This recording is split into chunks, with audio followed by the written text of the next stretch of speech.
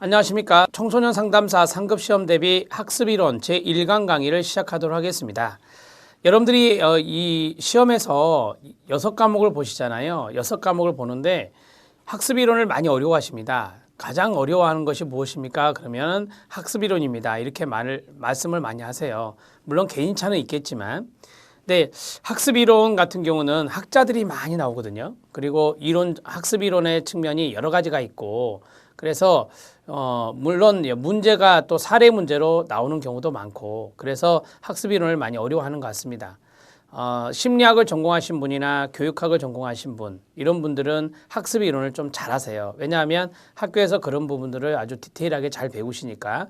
근데 이제 예를 들어서 사회복지학이나 아동학이나 상담학이나 이런 곳을 전공하신 분들은 학습이론이 조금 생소한 부분들이 많이 있거든요. 깊이 있는 수준까지는 많이 안 배우기 때문에 그런 것 같습니다.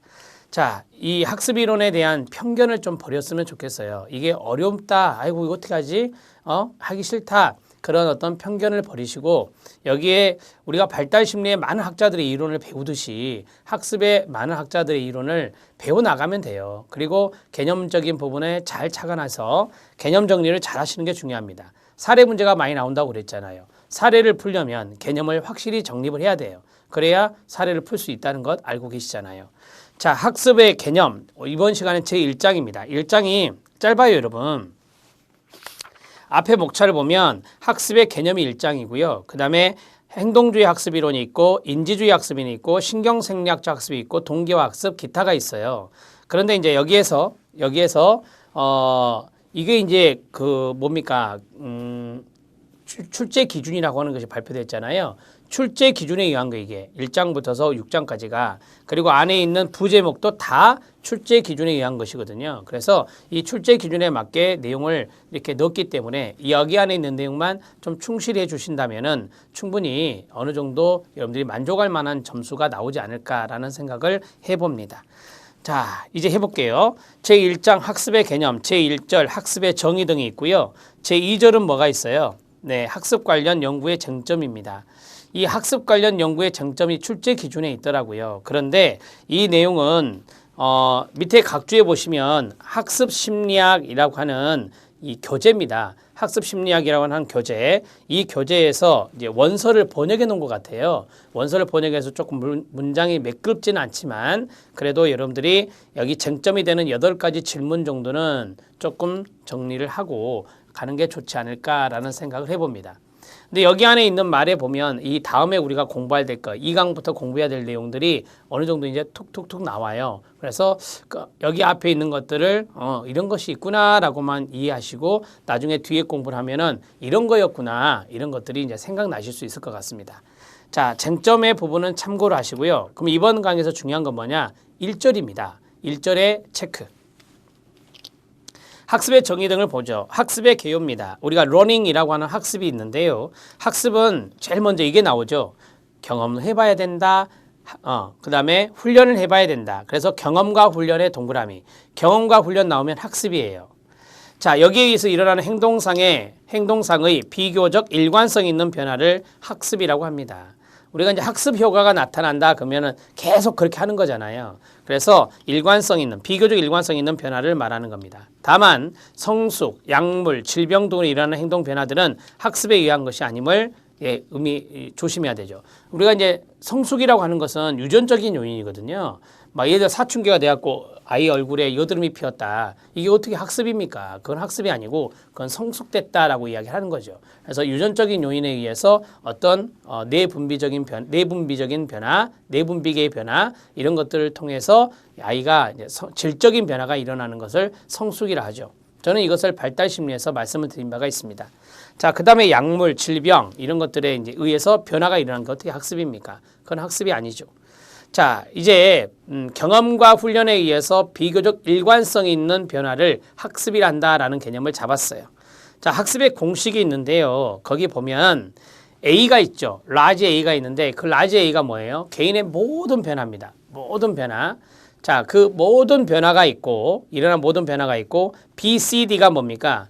B가 바로 생득적 반응이고요. 생득적 반응. 자, 그 다음에 두 번째가 성숙에 의한 변화고 D가 바로 일시적인 변화예요. 그걸 빼는 겁니다. 자, 첫 번째가 뭐라고요? 생득. 생득은 이제 부모로부터 받아 얻은 것, 출생에서부터 득한 것, 이걸 말하고, 그 다음에 성숙, 그 다음에 일시적인 변화, 이걸 뺀 것을 우리가 러닝이다, 학습이다, 이렇게 이야기하고 있습니다. 자, 그러면 우리가 이제 보세요. 학습의 개념에서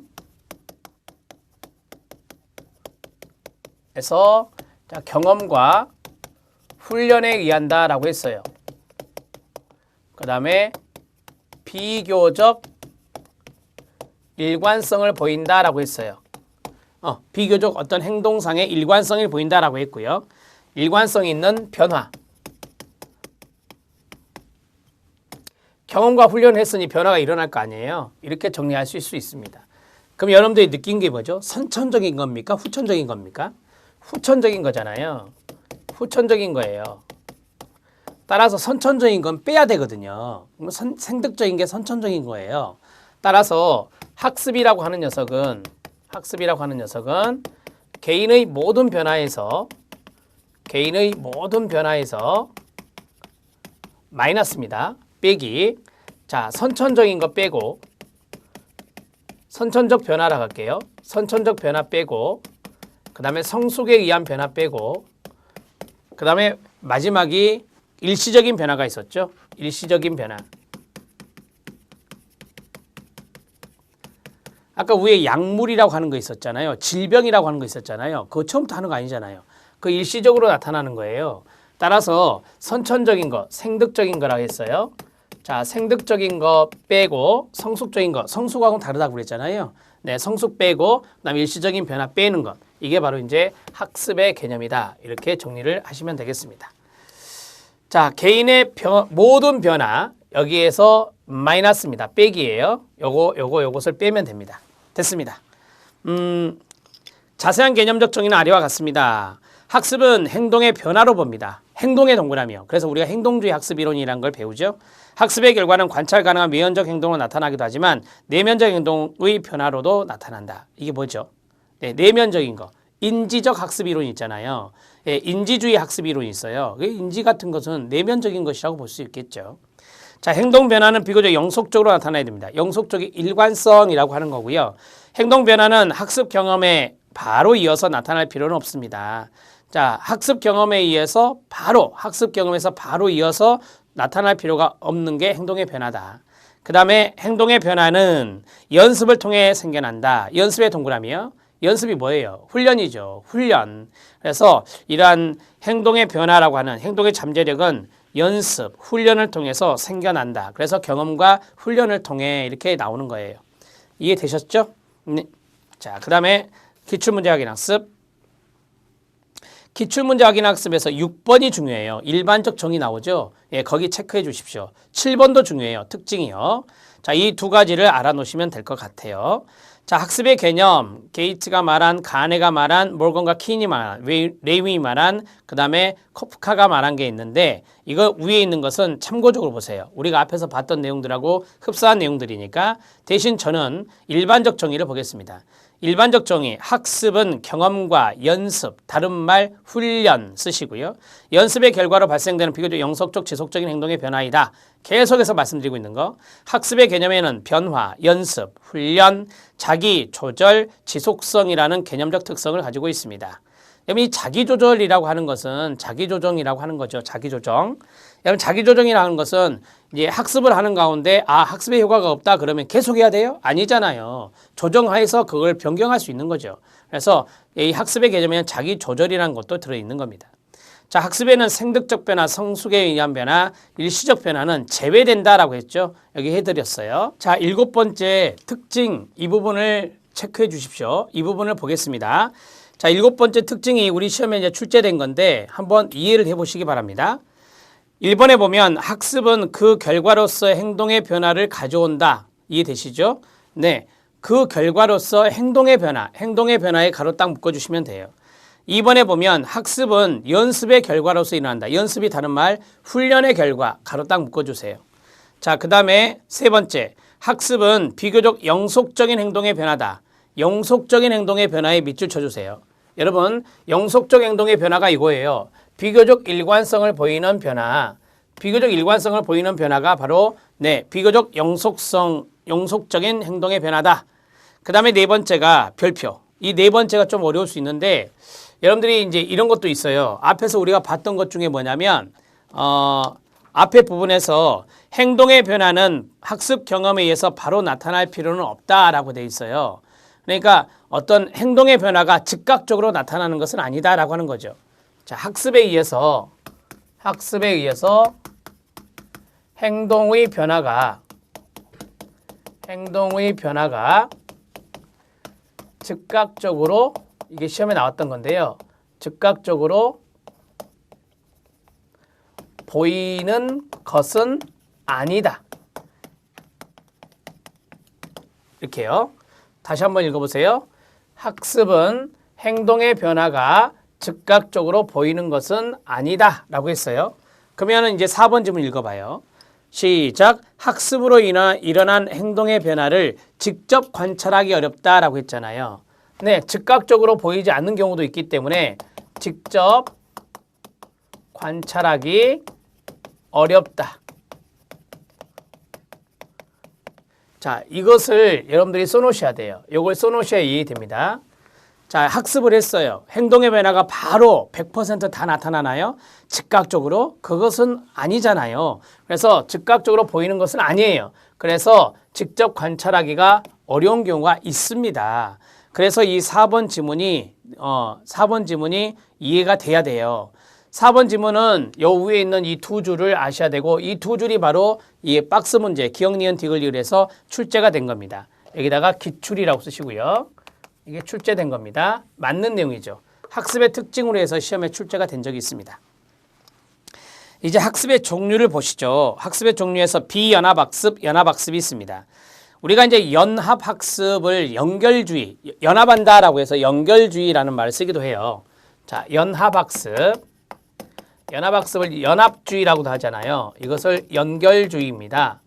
연결주의고 그 다음에 이것은 연합학습과 연관성이 있습니다. 여러분 이 연합학습은 SR을 아시나요? 자극과 반응의 연합이잖아요. 자극과 반응의 연합. 이게 바로 이제 연합주의, 연결주의, 연합학습 이렇게 정리를 하셔도 돼요. 그러면 비연합주의라고 됐잖아요. 비연합주의. 비연합주의는 이러한 것이 하나의 자극에 대한 유기체의 반응이 변화하는 것이다 라고 했잖아요. 자, 보세요. 우리가 자극과 반응이라는 것이 있는데 거기에 보면 자극과 반응이 하나의 자극에 대한 유기체의 반응이 변화되는 거다. 둔감화가 있고 민감화가 있어요. 동일 자극을 반복적으로 경험하면 그에 대한 반응이 어떻게 돼요? 감소되죠.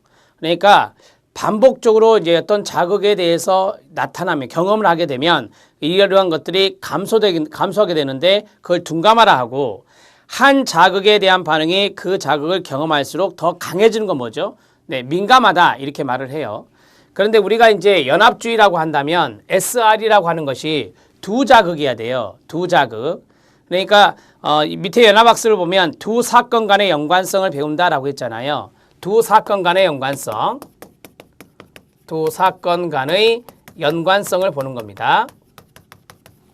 자, 나중에 이제 우리가 고전적 조건 형성, 그 다음에 도구적 조건 형성, 그 다음에 인지적 조건 형성 이런 것들이 이제 뒤에 나오긴 나오지만 자, 이 두 사건 간의 연관성이다 그래서 연합학습이라고 해요. 연결주의라고 하는데 고전적 조건 형성은 파블로브잖아요.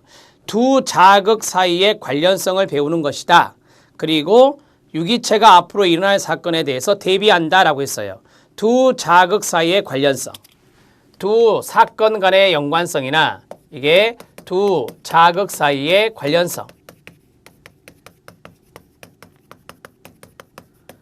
자, 이런 것들인데 두 자극 사이의 관련성은 제가 한번 이야기를 해보면 미리 좀 선행학습한다 생각해 보실래요? 종소리하고 먹이를 연합시키잖아요. 이렇게. 이게 연합이잖아요. 그랬더니 타액 침을 분비했더라라고 하는 거예요. 이런 것들입니다. 이게 이제 두 사건이 이거라고 생각하시면 돼요. 두 자극이 연관성이 있는데 이걸 중성자극이라 하잖아요.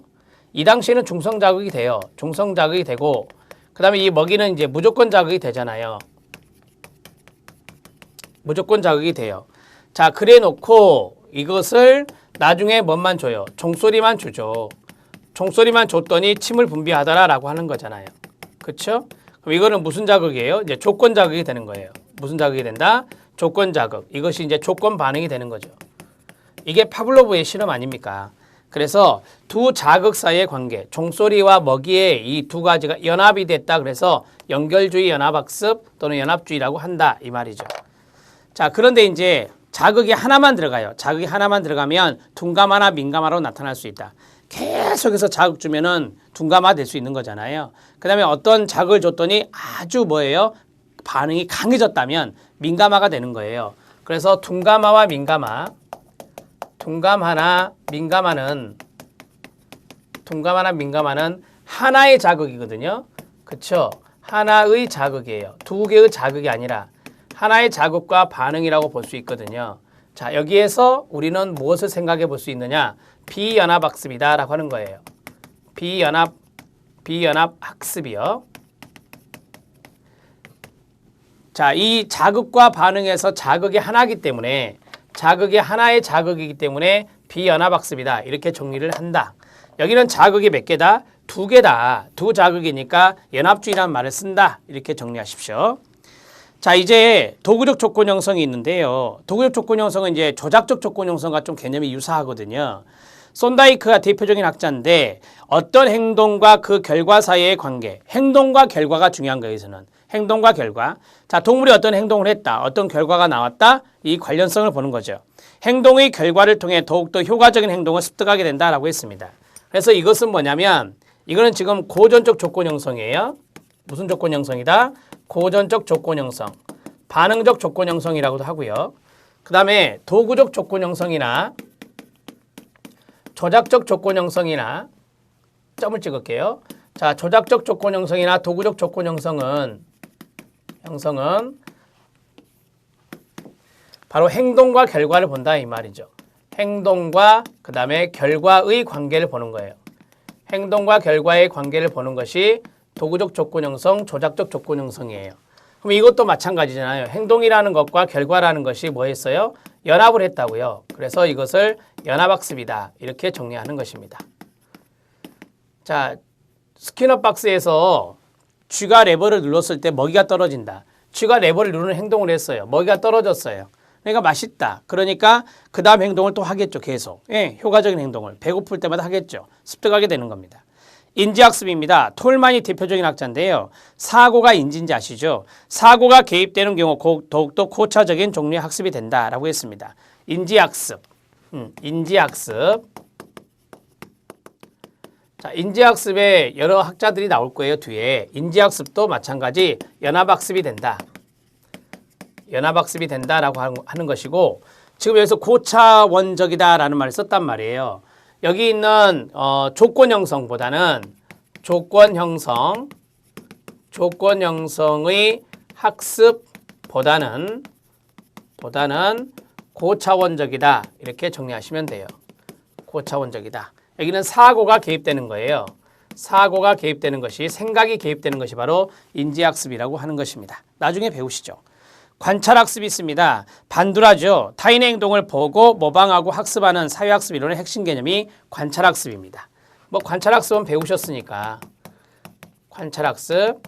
자, 이것은 아시는 대로 상호결정론이잖아요. 어떤 게 연합되냐면 자, 인간이 있고요. 그 다음에 환경이 있고요. 그 다음에 행동이 있죠. 인간과 환경과 행동이요. 요 세 가지가 바로 이제 관찰학습의 세 가지가 딱 연결이 돼요. 이게 상호결정론이라고 제가 가르쳐 드렸어요. 상호결정론적 시각. 그게 바로 관찰학습, 사회학습 이론입니다. 자, 반두라가 대표적인 학자고요. 자, 이러한 연결적인 부분들을 좀 알아놓으시면 도움이 될 것 같습니다. 자, 이제 연합의 법칙이 나와 있는데 참고라고 쓰세요. 참고. 인접의 법칙입니다. 인접의 동그라미. 서로 인접하여 경험하는 사상들은 서로 연합이 된다라고 했습니다. 동해물, 백두산, 그 다음에 책상, 걸상. 이거 인접되어 있는 경험이죠. 그 다음에 빈도의 법칙입니다. 두 단어가 자주 같이 일어날수록 서로는 보다 강하게 연합할 수 있다라고 하는 것입니다. 뭐 예를 들어서 우리 중앙부처의 보건복지라는 게 있잖아요. 보건이라는 단어하고 뭐요? 복지라는 단어가 계속 붙여서 사용되고 있어요. 몇 년간에 중앙부처가. 따라서 이거는 강하게 연합될 수 있다라고 하는 거. 그 다음에 유사성이라는 게 있습니다. 한 대상에 대한 경험이나 재생은 그와 비슷한 대상을 재생시킨다. 이게 바로 유사성이라고 하는 것입니다. 자, 우리가 이제 어떤 대상에 대해서 경험을 했어요. 경험을 했으면 그와 비슷한 대상을 생각이 된다라고 하는 것이죠. 자, 대비의 법칙입니다. 반대되는 것이 재상되는 게 대비죠. 대비 반대. 밑줄 치시면 되고요. 감정 강도의 법칙, 쾌, 불쾌, 고통을 수반하는 것이 연합이 잘 된다라고 했습니다. 우리가 이제 쾌는 이제 쾌활할 때 쓰는 단어죠. 기분이 좋을 때, 그 다음에 불쾌, 그 다음에 고통, 이런 것들이 이제 감정의 강도가 될 수 있는데요. 자, 그러한 것들이 수반됐을 때 연합이 잘 된다고 합니다. 이거 참고하셔도 돼요, 여러분. 실력 따지기는 참고. 제2절. 학습 관련 연구의 쟁점을 보겠습니다. 이 학습 관련 연구의 쟁점에서 1번을 우선 좀 보면 학습 이론의 구분 문제가 있는데 학습 이론들은 학습의 성질과 이론 구축 과정을 포함하여 몇몇 기본 질문들에 답하는 방식에 따라 묶어질 수 있다라고 하는데 이 질문에 대한 답은 이론의 세부 내용이 아니라 포괄적인 틀에서 그 이론이 시도하는 바와 그 방법들을 보여줄 수 있습니다.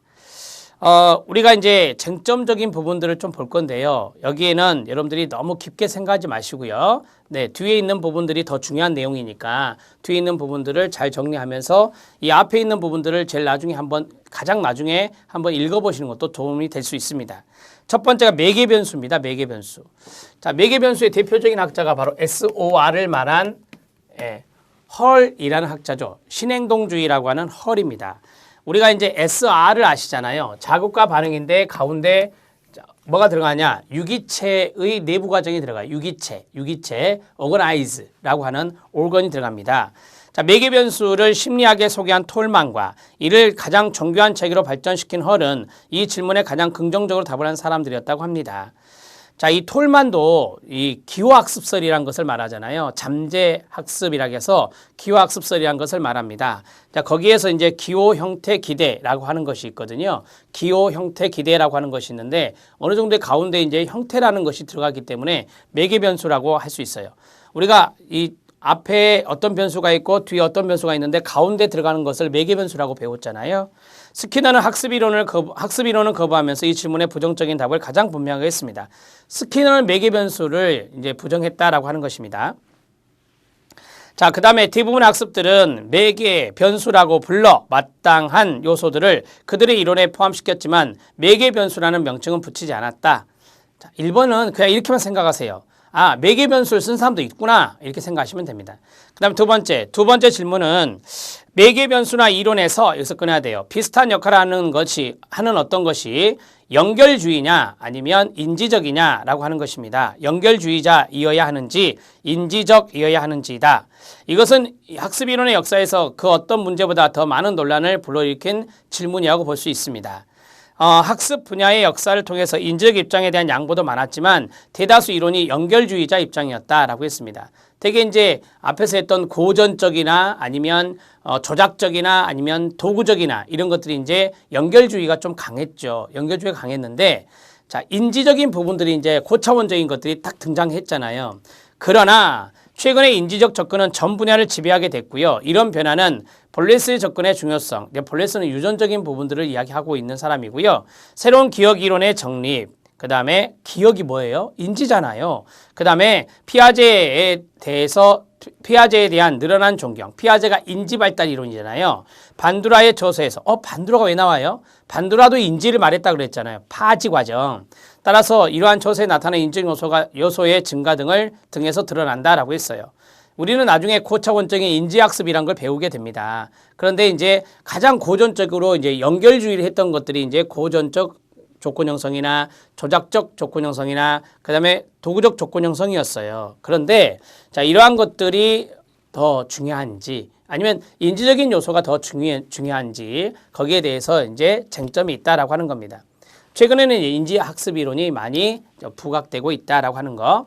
세 번째 질문은 강화입니다. 강화의 동그라미요. 문제 핵심은 강화가 학습의 기본이고 중심 원리인가? 아니면 다른 방식으로 적절한 설명되는 현상을 말하는 것인가? 손다이크, 헐, 스키너 이런 사람들은 이제 강화라는 것을 좀 강조했던 학자들이잖아요. 자, 전자의 가장 강력한 지지자들이며 왓슨, 거스리 이런 사람들은 또 이제 이 강화라는 것을 조금 중요하게 생각하지는 않았어요. 그래서 후자의 가장 강력한 지지자들이 된다. 많은 또 다른 학자들은 중간 입장도 취할 수 있는 것이고요. 그러나 이 질문은 이것 또는 저것의 문제가 아닙니다. 행위의 결과가 후속 행동에 영향을 주는 것이 방식에 관해서 몇 가지 가능한 입장이 있음을 점차 분명하게 됐고요. 강화라고 하는 것이 필요하긴 필요한데 또 다른 요소들도 있을 수 있다라고 하는 거죠. 자, 네 번째 질문은 학습이 대단위 또는 소단위 중 어느 수준에서 분석돼야 되느냐. 분석의 동그라미요. 우리가 학습을 분석할 수 있잖아요. 그럴 때 거시적인 영역에서 분석할 거냐 대단위, 미시적인 영역에서 분석할 거냐 소단위. 그들은 이러한 행위가 더 낮은 소단위 수준으로 분석하여 설명돼야 하는지에 관해 의견을 달리한다라고 했습니다. 톨만은 대단위 수준의 입장을 가장 뚜렷하게 밝혔고요. 대부분의 학자들은 대단위 입장을 취하고 있다는 것입니다. 이를 생성시키기 위해서 조합되는 작은 요소들의 조건 형성이며 소단위 수준의 학습에서 유리한다고 생각했습니다. 뭐 참고적으로 보시면 될 것 같아요.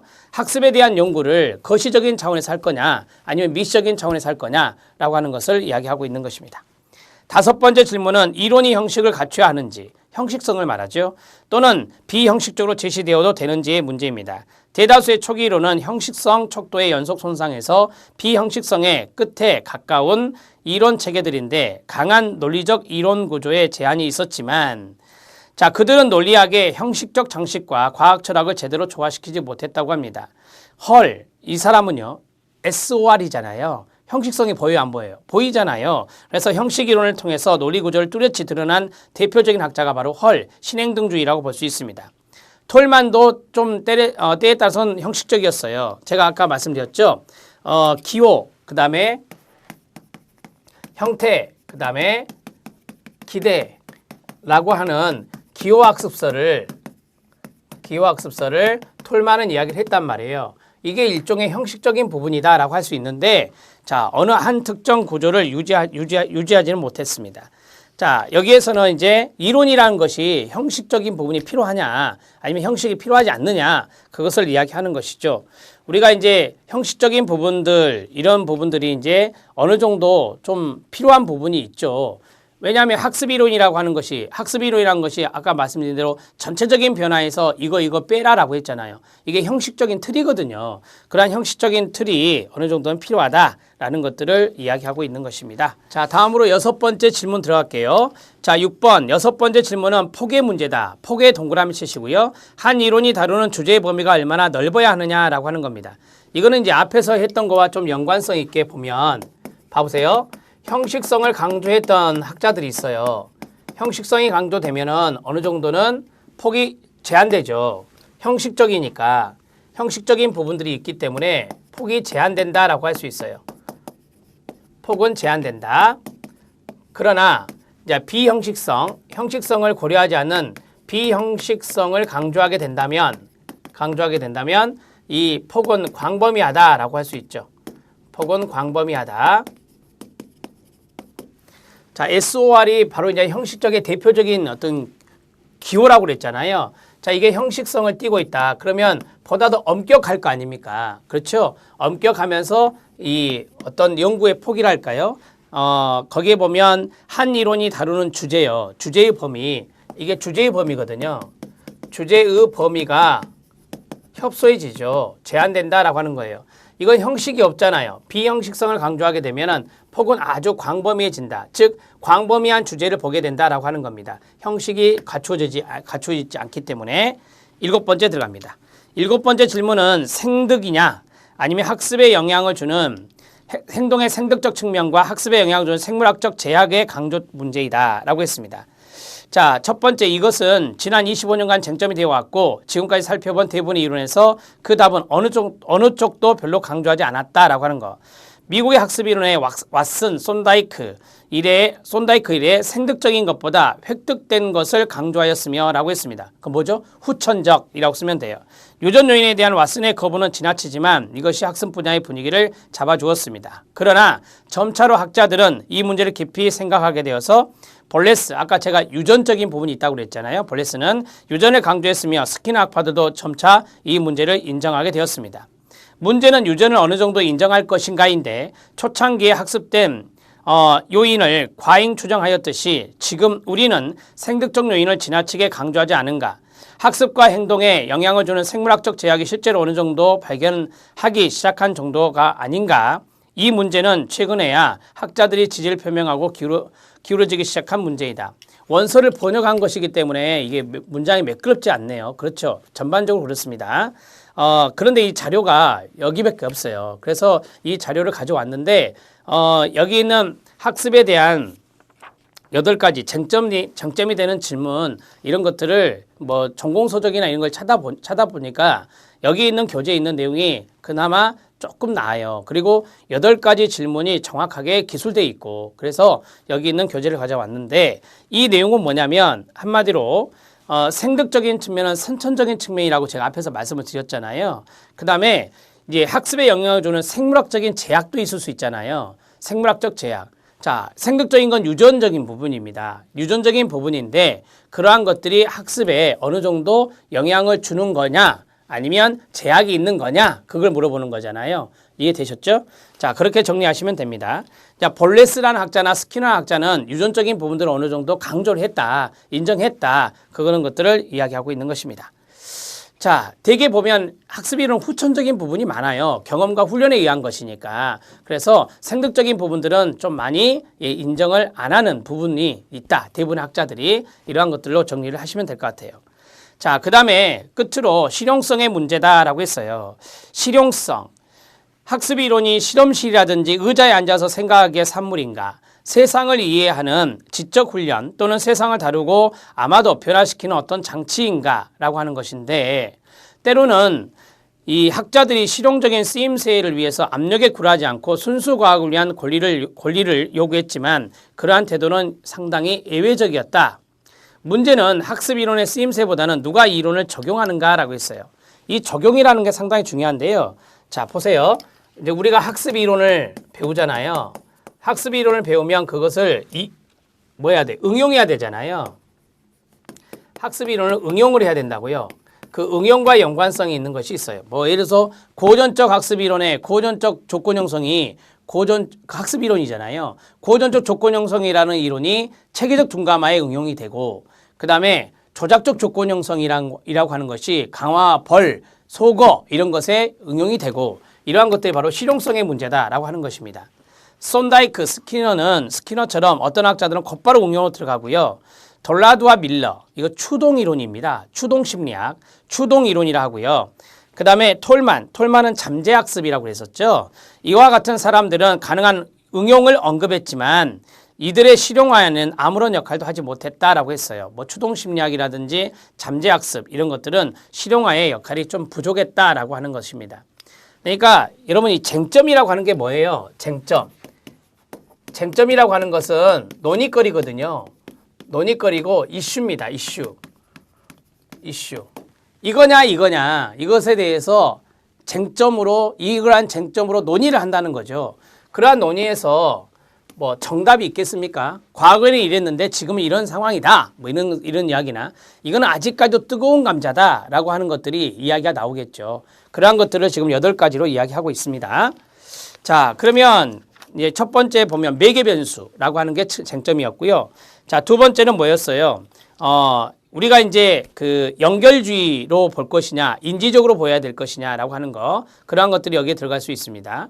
자, 그 다음에 세 번째는 강화라고 하는 거, 강화라고 하는 것이 꼭 필요하냐, 아니면 다른 것들도 있느냐. 그 다음에 네 번째는 우리가 학습에 할 때 연구를 하잖아요. 연구 분석을 하는데 그 분석 단위를 크게 잡아야 좋느냐, 아니면 적게 잡아야 좋냐, 이거고요. 그 다음에 다섯 번째 질문은 형식성을 갖춰야 되느냐, 아니면 비형식적으로 해도 되느냐라고 하는 거죠. 이론이라고 하는 것을. 그 다음에 여섯 번째는 앞에서 이제 형식적인 것들은 되게 폭이 좁아지고 주제를 다루는 폭이요. 주제를 다루는 범위요. 주제를 다루는 범위를 좁게 갈 것이냐 아니면 넓게 갈 것이냐. 이거는 형식적인 사람은 되게 형식성을 추구한 사람들은 좁게 가고 비형식성을 추구한 사람은 광범위하게 가는 게 좀 경향이다라고 하는 거고요. 그 다음에 이 생득적인 측면이 바로 유전적인 측면, 선천적인 측면인데 이 선천적인 측면이라고 하는 것을 인정할 것이냐 아니면 그러한 것들이 아니다. 후천적인 부분이 있다. 그래서 이것이 제한된다라고 말할 것이냐. 그 다음에 이론이라고 하는 것을 실생활에 이것을 응용해 볼 것이, 응용하는 게 좋냐? 아니면 그냥 응용하지 않고 이론으로 남기는 게 좋냐? 이런 것들이 바로 마지막 실용성의 문제죠. 되게 응용을 많이 하죠, 여러분. 응용을 많이 합니다. 나중에 여러분들이 배우시면 아시겠지만, 여러 가지 것이 나와요. 소거, 타임아웃, 그 다음에 체계적 둔감화, 강화와 벌, 이런 것들이 실생활에서 어떤 사람의 행동을 수정하기 위해서, 교정하기 위해서 실제로 쓰는 방법들이 많거든요. 그런 것들이 바로 응용적인 측면에서 나옵니다.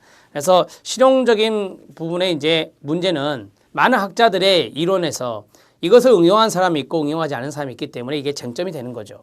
자, 이렇게 해서 쟁점 8가지 정리했는데 이 쟁점 8가지는 여러분들이 참고적으로 보세요. 아직까지 처음 약습이론 처음 다루는 분들은 접하는 분들은 지금 학자들이 나오지도 않았고 그래서 아무것도 모르는 상태에서 지금 제 이야기만 듣고 있는 거잖아요. 그렇기 때문에 아직은 정립이 안 될 수 있지만 뒤에 있는 사람들을 하나하나 배우면서 이런 거구나 이런 거구나 체계가 어느 정도 서면 앞에 있는 쟁점으로 다시 왔을 때 어느 정도 이해가 될 수 있을 것이다 라고 하는 것을 말씀드리고 싶습니다. 자, 됐습니다. 여기까지 1강 강의고요. 다음 시간에 이제 본격적으로 들어가요. 2강부터서가 가장 중요하니까 2장부터서가 중요하니까 철저하게 복습하면서 잘 따라와 주시면 좋겠습니다. 1강 강의에서는 학습의 개념, 학습의 정의 등이 있잖아요. 그 내용이 시험에 출제됐기 때문에 그 내용을 잘 잡아주시면 돼요. 학습의 개념 잡고 학습의 특징 잡고 아셨죠? 이렇게 하시면 1강 강의는 충분히 만족할 만한 수업이 됐다라고 정리할 수 있겠습니다. 다음 시간에 2강에서 만나 뵙도록 하겠습니다. 수고하셨습니다.